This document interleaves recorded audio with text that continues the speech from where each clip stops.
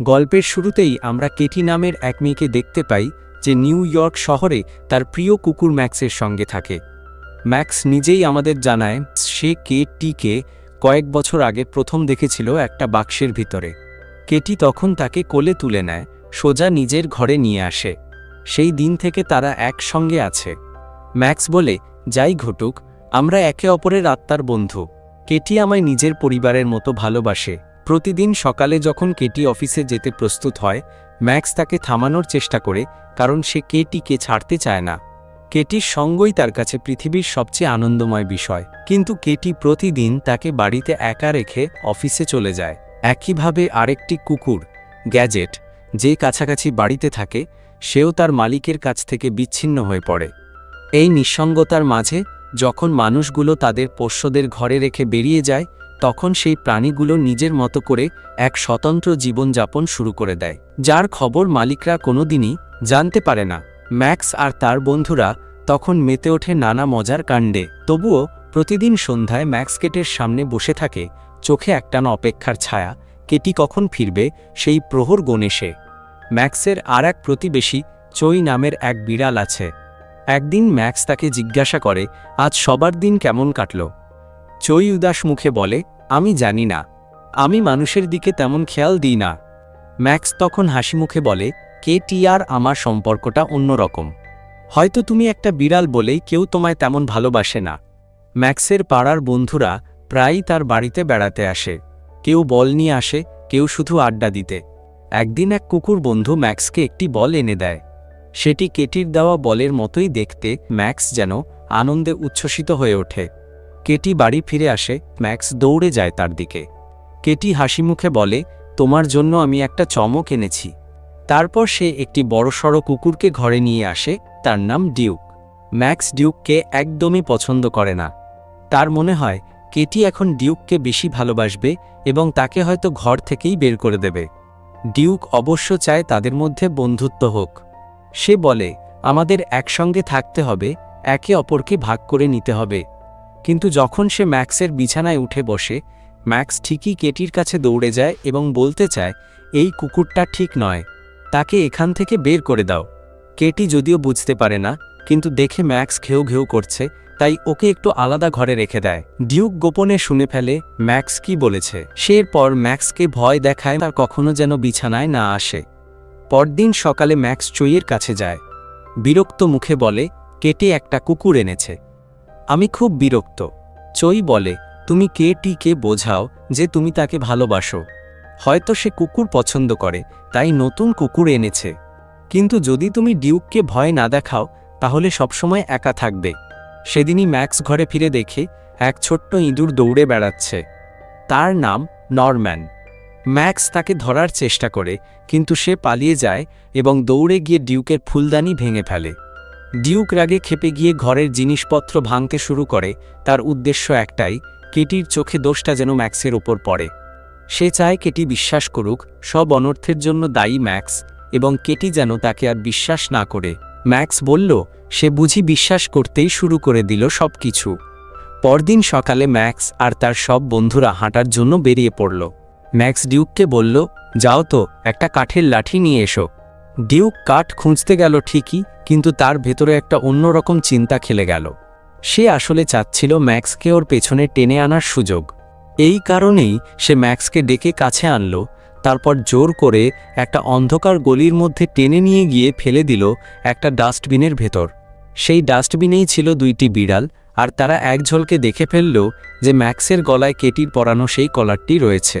তারা এক মুহূর্তের জন্য দেরি করল না, সেই কলার ছিঁড়ে ফেলল। শুরু করেছিল ঠিকই, কিন্তু বিড়াল ছিল প্রচণ্ড বেশি। তাদের হিংস্রতা দেখে সে ভয়ে পালিয়ে গেল। ঠিক সেই সময় সেখানে হাজির হলো পশু নিয়ন্ত্রণকারী বাহিনীর গাড়ি। তারা দুজনকেই ম্যাক্স আর ডিউককে ধরে ফেলল।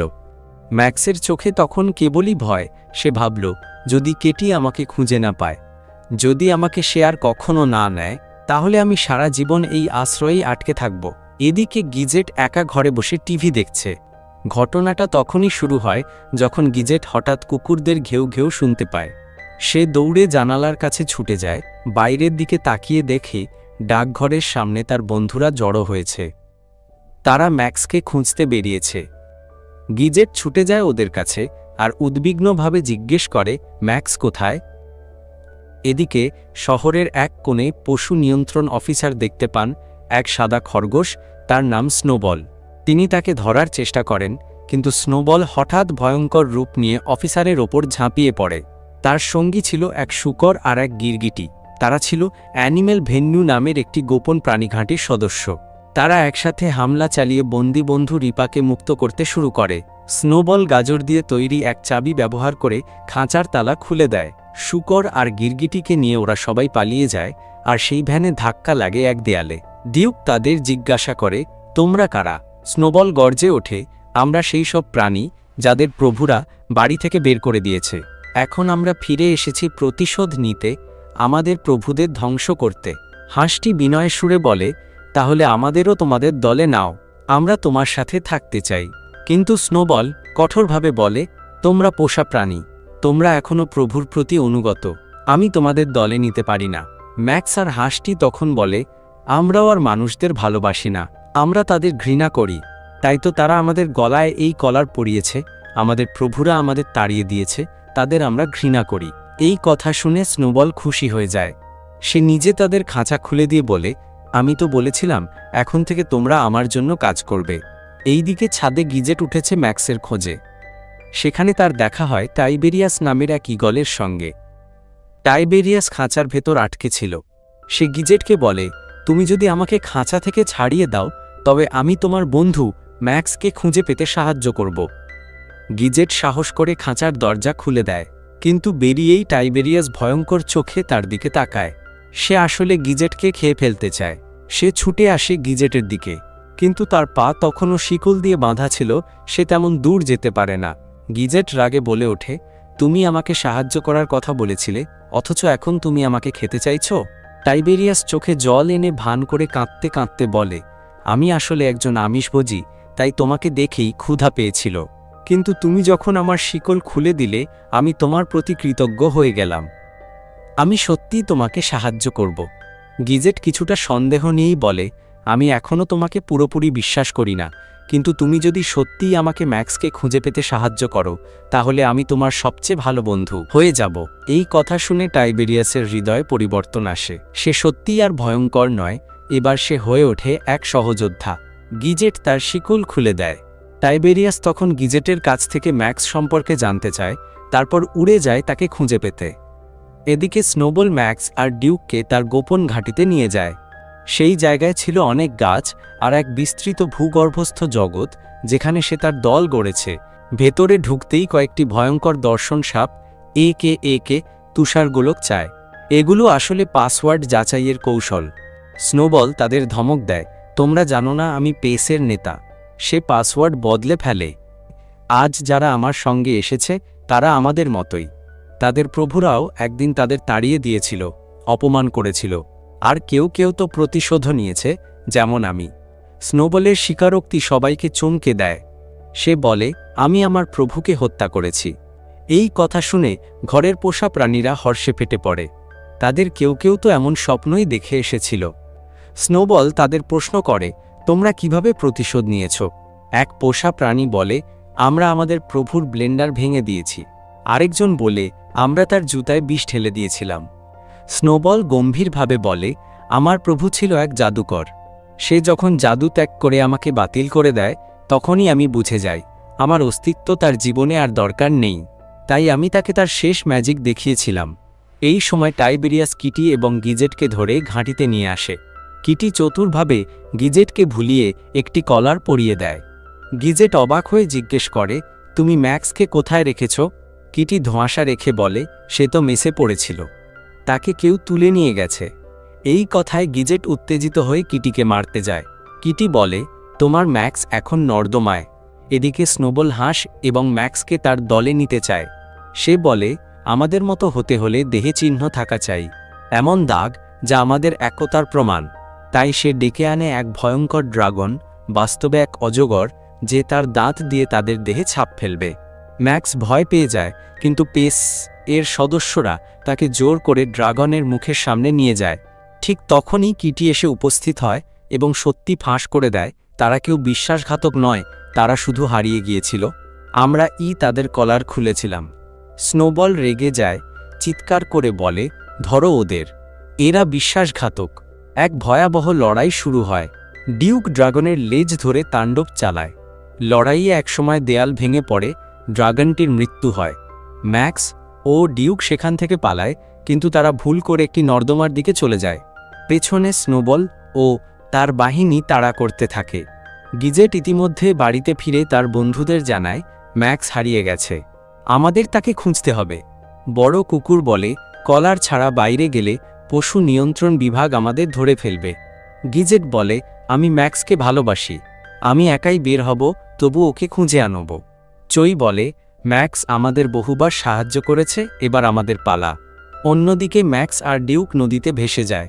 তারা শেষমেশ এক মাটন সসেজ কারখানায় পৌঁছায়। সসেজ খেয়ে আনন্দে বিভোর হয়ে পড়ে। পপস নামের এক খোঁড়া কুকুরের সাহায্যে গিজেট ও তার বন্ধুরা ম্যাক্সকে খুঁজতে বের হয়।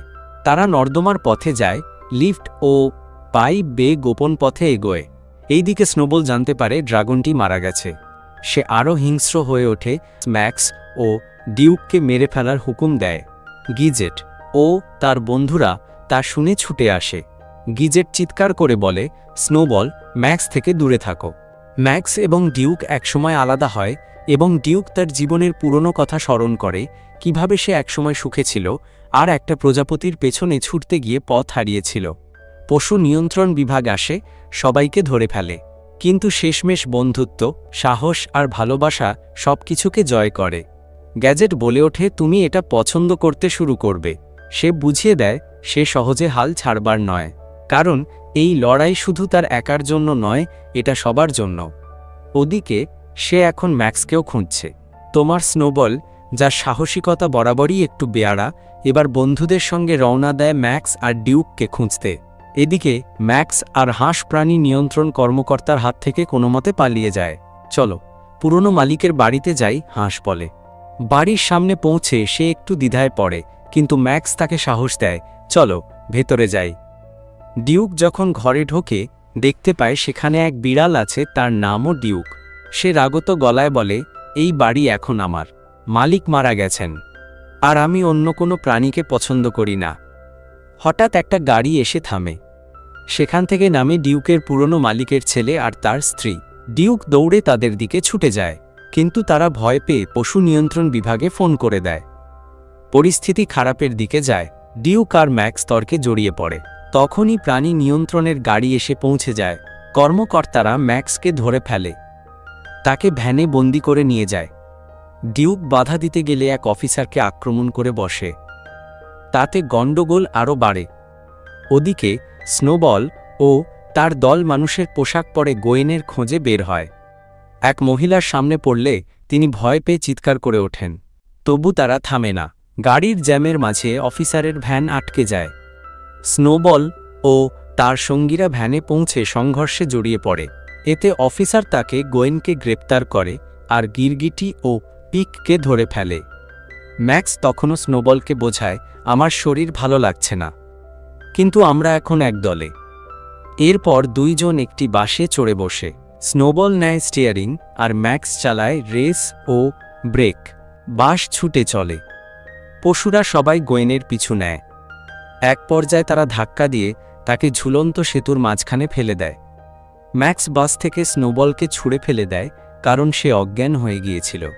স্নোবলের দল ভুল বোঝে, ভাবে ম্যাক্স তাকে মেরে ফেলেছে। তারা ম্যাক্সের ওপর চড়াও হয়। ম্যাক্স স্নোবলকে জাগাতে চেষ্টা করে। সে জেগে উঠে আবার অজ্ঞান হয়ে যায়, আঘাতে তার স্মৃতিশক্তি চলে গিয়েছে। সবাই আরও রেগে যায়। ঠিক তখনই গ্যাজেট ও তার দল এসে পড়ে। সে একের পর এক প্রতিপক্ষকে হারাতে থাকে। ম্যাক্স হতবাক হয়ে যায়। এমন সময় খাঁচার দরজা খুলে যায়, গিরগিটি আর তার সঙ্গীরা পালিয়ে যায়। কিন্তু ডিউক তখনও ভ্যানের ভেতর।